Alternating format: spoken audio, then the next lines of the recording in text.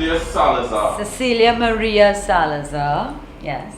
Right, and what's going on with you now? Right now, I am in a play, right now, How to Fall in Love in a One-Night Stand. It's going on in Aprima Bowl this weekend. It's a great romantic comedy. We don't have very many of those in Trinidad, actually. And it's locally written and directed by Richard Akbar Singh. So it's great. I love it. I fall in love every night. It's lovely. Other than that, I'm very busy. I teach drama to primary school, little ones from 6 and up. I teach in several schools in Trinidad, St. Hilda's, Maria Goretti, St. Monica's, and I have my own classes on a Saturday at Akasha Studios, just in case anybody's looking for a little drama class. Starting my own little team of actors. And that's what I do during the day, pick up children from school. I have 3 daughters, so lots of running around as well. Mom, rehearsals. That's what I do. Yeah, I've been in theatre for 30 years. Mad. Actually, I just saw Father Dick yesterday, who was the first person to put me on stage when I was 15 in the Mousetraps. And I had just had such a flashback being at 15 years old on a stage and realizing as I stepped on that stage, this is what I want to do. This is what I want to do. I love observing life and becoming somebody else and living a whole other life on stage. You know how many lives I have lived? Wow, it's boring just living your whole life, huh? I live plenty lives. So it's been that I dedicated myself to it and I made a commitment to it. And I think that's why now my skill is so honed and people are, you're a good actress. I think I am very good at what I do now. Right. So now it's time for part 2 of my life, right? At 50, yes. I want to get more into television and film. Yeah. Trust and seize the day. Don't hesitate. Do it now. And trust that it is the right thing and you're in the right place and it's going to happen. It's hard, you have a lot of fears, but you realize that if you trust and you trust your instincts, trust yourself, and it will lead you the right way and you will be going the right way and everything will work out. I know it's simple, but it works. It takes a while to feel it. Exactly. It feels like it's simple, but it takes so long to learn it. And it feels like as you get older, the simpler things now start to make sense. Is it self-confidence, you think? Oh. Yeah, I think it is self-confidence, learning to trust yourself, to trust that voice within you, which means getting in tune with your spiritual side and your soul, as my daughter is always saying. She's 5 years old and she's discovered the word soul. She's like, only ask me questions about your soul. Honest and truthful, definitely. I have a friend who used to tell me I'm the most honest person she ever knew. The late Myrun Ali. She used to tell me that all the time. And it can get you in trouble. Right? Sometimes you shouldn't be too honest sometimes to people. But as an actor, I think it's one of the most important tools. Because people think actors lie, but they don't. They reveal. So it's not like I put on a character, I bring it from inside of me. So to bring that from inside of me, I have to know you and love you. I have to know you and love you. So acting is almost, I see a way of life, a philosophy. And when I'm teaching my children, I'm not teaching them to act. I'm teaching them to trust their instincts. I'm teaching them spontaneity. I'm teaching them fun and creativity and, and doing it.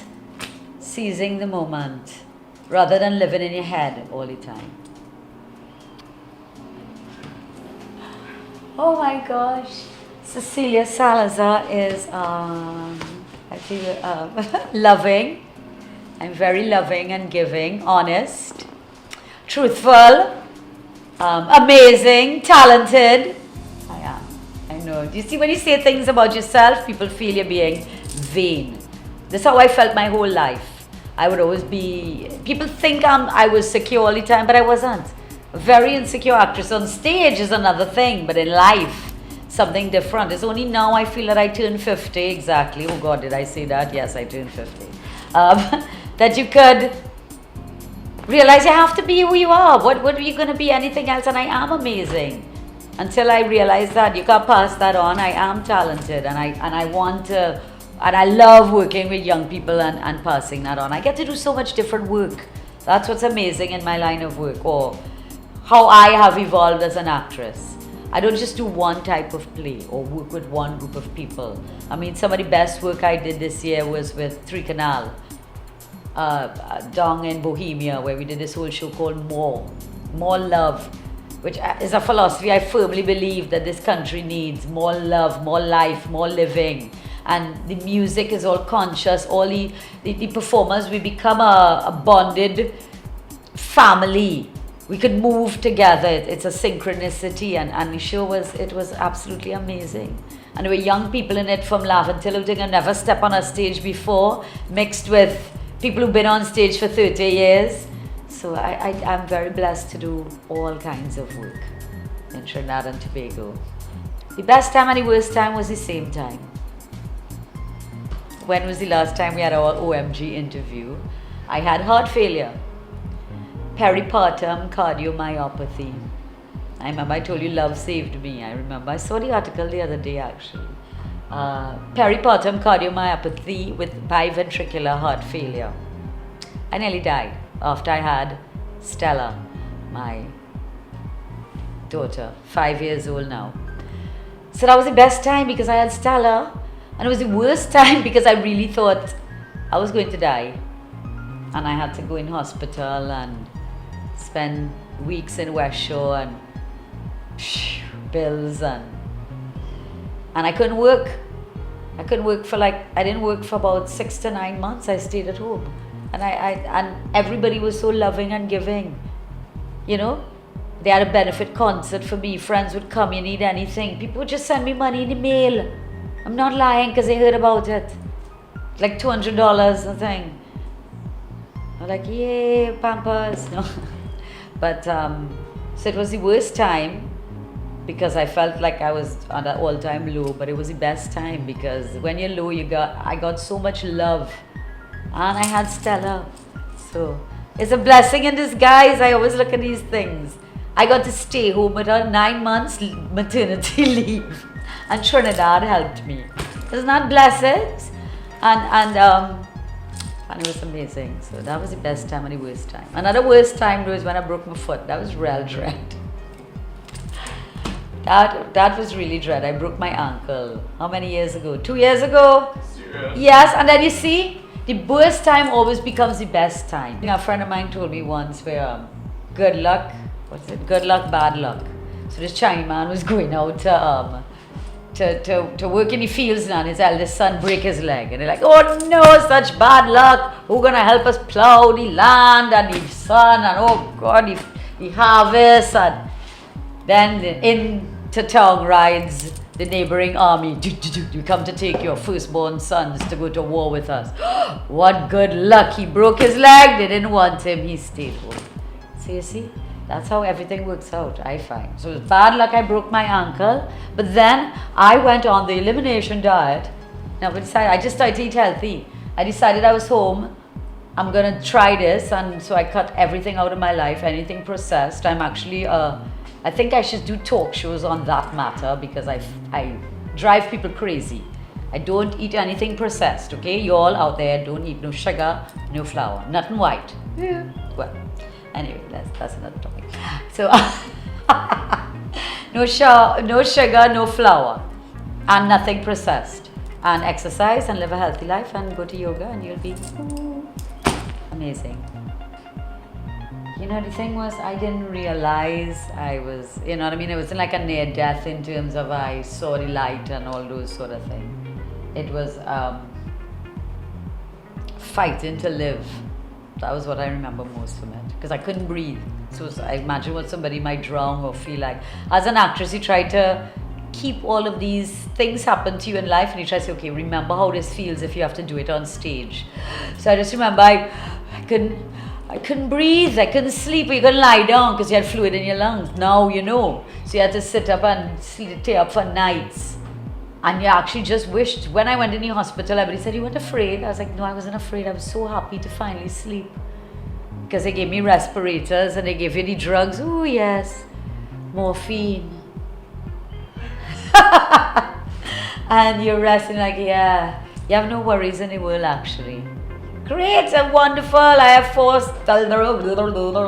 siblings, 3 sisters and a brother. I grew up in Belmont, Circular Road. Mother and father. Mother and father, wonderful Catholic upbringing, church all the time. They work hard. Average middle age, not middle age, middle income. What do you call it? Middle income. Middle income. Growing up, went St. Joseph Convent. So I was bright. I mean, I am still bright, but I went convent, which is a great school. You get to do so much there. It's fabulous. You know, the teachers good, the school good, sports day, you have extracurricular, drama club, choir. That's where you got introduced to Drama, yeah, in St. Joseph Convent. They always had a drama club. Mrs. Monsterin ran it, a teacher. You see how much teachers have to do. And then Mervyn the Goosh came in the school to teach for a while. See? So I always think about that. When I go in these schools, the amount of hundreds of children I touch. You know, I know one of them will go up and win an Oscar if I don't get to do it. So I always tell them, and they'll have to thank me, Auntie Cecilia, and fly me over would be better. I'm the eldest daughter, so I have, you know what I mean? My mother had me when she was only 28, so she's still alive and kicking. I'm taking care of Stella right now as we speak, so I can be here. Thank God for my family. I have the best family in the world. I do. I think family is the most important thing. Family is, and you know, even if you don't, I realize even if you don't have that, you can make that family. You can make a family. I'm sure you have other families. That connection, that community. You know. Father. My father is a wonderful man, intelligent. Yeah, he's still alive, still good, kicking. He's deaf, but he just had to shout plenty in my house. My father's from Venezuela, you know. He's used to speaking only Spanish. My grandmother, she only speaking Spanish. And I never went to Venezuela. They have several, and you always think, but maybe I never went for it, you know what I mean? I remember going with Derek Walcott to perform in New York at the 92nd Street Y. And just yesterday on The View, I heard Rosie saying, I'm going to interview Carol Burnett on the 92nd Street Y. I'm like, I performed there. I did the Odyssey. So, you know, I don't know, you know, maybe I wasn't brave enough to stay in New York. I didn't have that New York, I'm still a little island, middle-aged island.